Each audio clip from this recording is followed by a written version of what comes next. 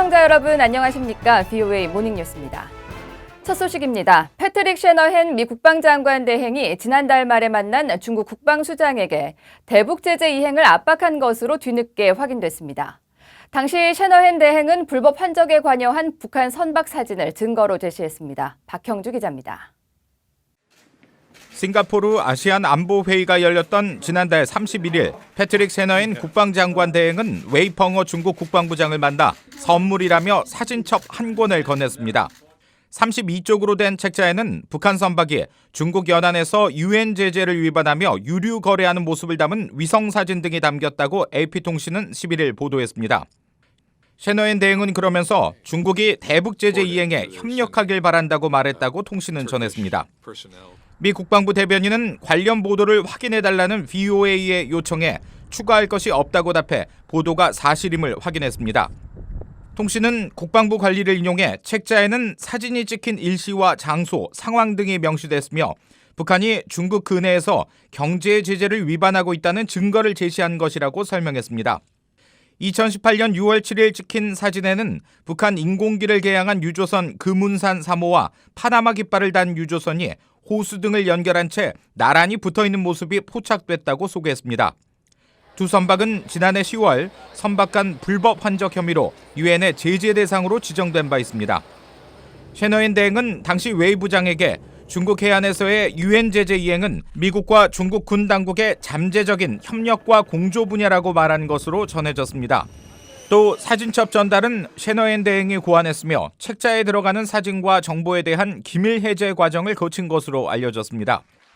사진첩을 건네받은 웨이 부장은 당시 논란 기색이었고 동석한 참모에게 곧바로 넘겨줬다고 통신은 덧붙였습니다. 셰너헨 대행은 미중 국방장관 회동 다음 날 한국과 일본 국방장관과 만나 비핵화를 위한 외교적 노력 지원과 함께 북한의 해상 환적 근절 등 유엔 제재를 철저히 이행한다는 내용의 공동 성명을 발표했습니다. VOA 뉴스 박형주입니다. 한국개성공단 대표단이 미 연방 하원에서 설명회를 열고 공단 재개의 필요성을 강조했습니다. 하지만 설명회를 주관한 브래드 셔먼 하원 외교위원회 아테소 위원장은 비핵화 합의 때까지 개성공단 재가동은 안 될 것이라고 밝혔습니다. 김칸희 기자입니다. 브래드 셔먼 하원 외교위 아테소 위원장은 11일 의회에서 열린 개성공단 설명회에서 미국과 한국의 공통 목표인 북한의 비핵화와 관련해 어떤 진전도 없다고 지적했습니다. 때문에 비핵화 합의가 이뤄질 때까지 개성공단 재가동 가능성은 낮다며 부정적인 견해를 밝혔습니다. Whether it is the complete civet, which is the policy of both governments, or even a reduced but still critical limit on the North Korean nuclear program, we have not achieved either one of those objectives.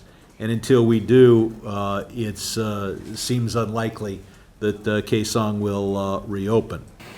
셔먼 위원장은 또 개성공단 근로자 임금 문제에 관한 우려도 현재로선 충분히 해소되지 않았다며 철도 연결 사업도 비핵화에 상당한 진전이 선결돼야 이뤄질 수 있을 것이라고 밝혔습니다. 이날 설명회에 참석한 주디추 민주당 하원 의원은 개성공단 가동 중단의 책임이 북한에 있음을 상기시켰습니다. 북한이 무기를 개발하면서 개성공단은 중단됐다는 설명입니다. We know that it ended because of the situation with nuclear weapon development by North Korea.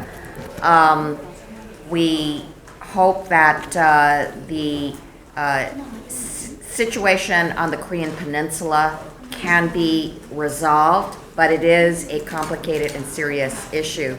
이날 의회를 찾은 한국 개성공단 대표단은 공단이 한반도에서 군사적 긴장 완화에 기여한 만큼 제재 면제 대상이라며 재개의 필요성을 강조했습니다. 한반도의 군사적 긴장 완화에도 크게 기여했습니다. 이런 시장 경제의 유통과 한반도의 평화 조성 노력은 대북 제재 강화법상 제재 조치 위반이 아닌 제재 면제 조건에 해당합니다. 또 북한 근로자들에게 지불하는 임금이 핵과 미사일 프로그램 개발에 전용된다는 관련 증거를 발견하지 못했다며 임금 직불제 등 다양한 제도를 통해 우려를 해소할 수 있을 것이라고 설명했습니다. 미국 기업이 진출하면 한반도 상황 안정에 도움이 될 것이라는 견해도 제기됐습니다.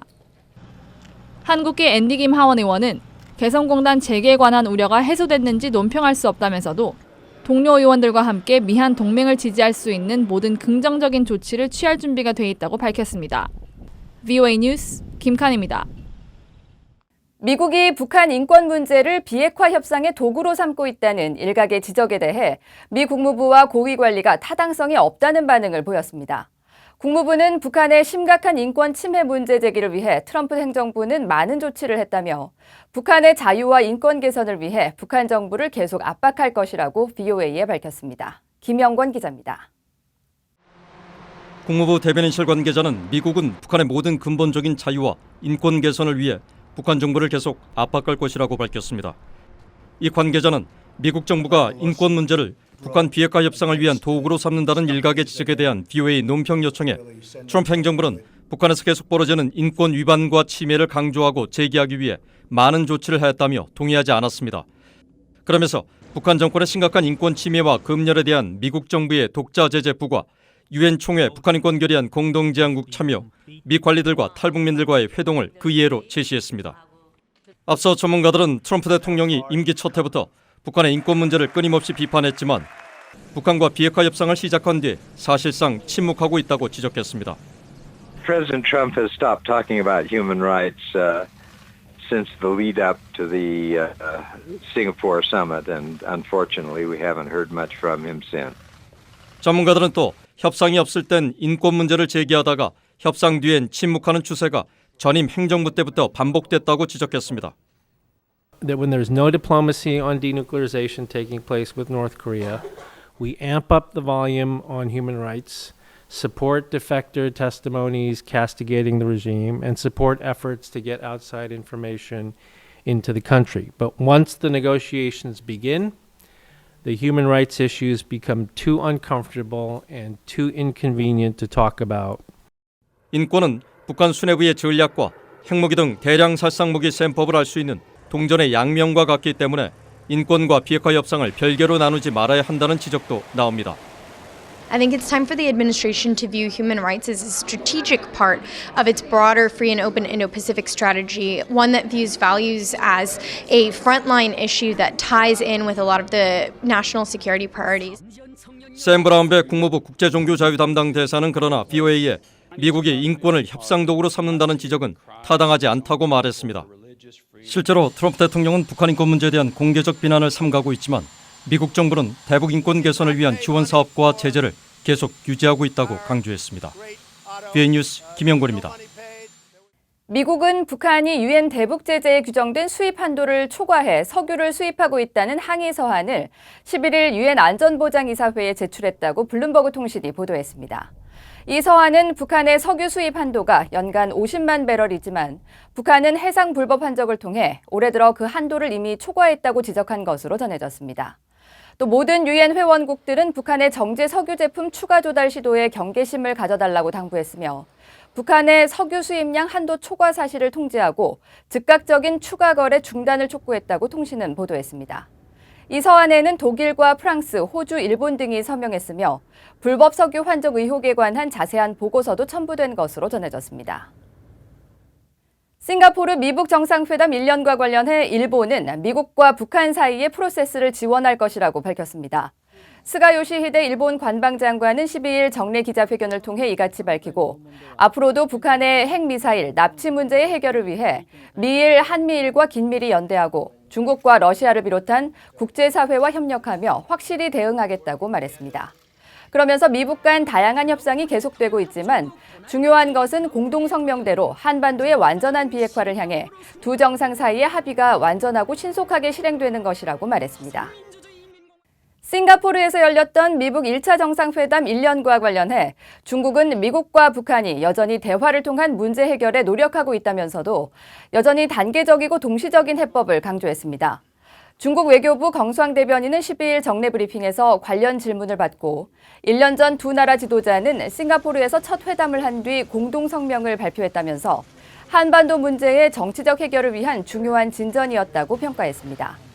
또 중국 측이 해결 방법으로 제시한 단계적이고 동시적인 원칙에 따라 대화를 이어나가야 한다고 밝히고 이를 통해 각국의 합리적인 우려를 균등하게 해결하고 최종적으로 한반도 비핵화를 실현해 나가야 한다면서 중국은 국제사회와 함께 계속해서 우리가 해야 할 노력을 해 나가겠다고 강조했습니다. 이상으로 VOA 모닝뉴스를 마칩니다. 시청해주신 여러분 고맙습니다.